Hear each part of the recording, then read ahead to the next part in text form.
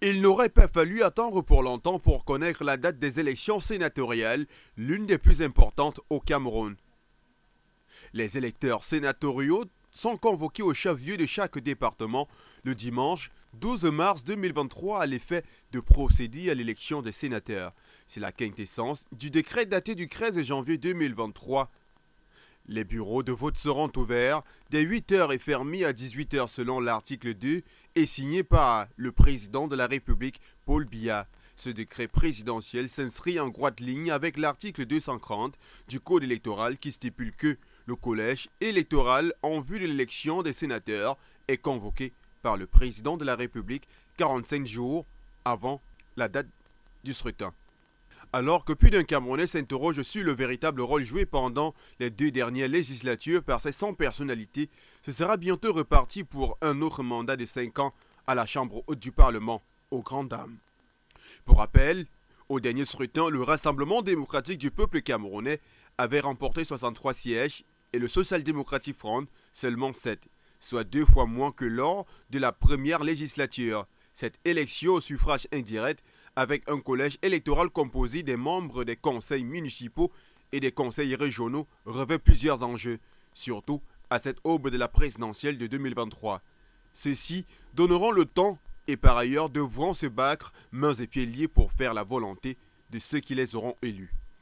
Bien plus, situer les forces des différents partis politiques. C'est donc ici que le PCRN de Cabral Liby entre en jeu pour tenter de s'imposer devant des titans qui ne maîtrisent pas mal le jeu électoral.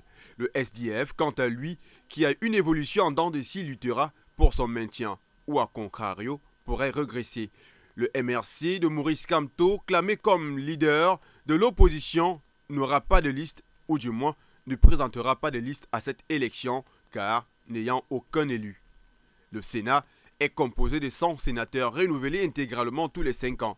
Chacune des 10 régions du Cameroun est représentée par 10 sénateurs, dont 7 élus par un collège électoral composé des membres des conseils municipaux et régionaux, soit 70 sénateurs élus. Les 3 sénateurs restants de chaque région sont nommés par le président, soit 30 sénateurs.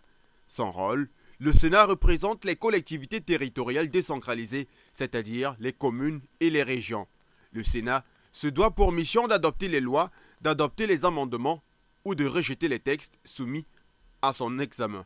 Par ailleurs, l'alinéa 2 du paragraphe 4 de l'article 6 de la loi numéro 2008-001 du 14 avril 2008, modifiant et complétant la loi constitutionnelle du 16 janvier 1996, confie au président du Sénat la mission d'exercice l'intérim du président de la République en cas de vacances de celui-ci pour cause de décès, de démission ou d'empêchement définitif, et ce jusqu'à l'élection d'un nouveau président de la République. Marcel Niat Difendi, 88 ans, actuel patron du Sénat et potentiel successeur constitutionnel, va-t-il être reconduit au perchoir au soir du 12 mars où 11 000 conseillers municipaux seront mobilisés? Reste à savoir.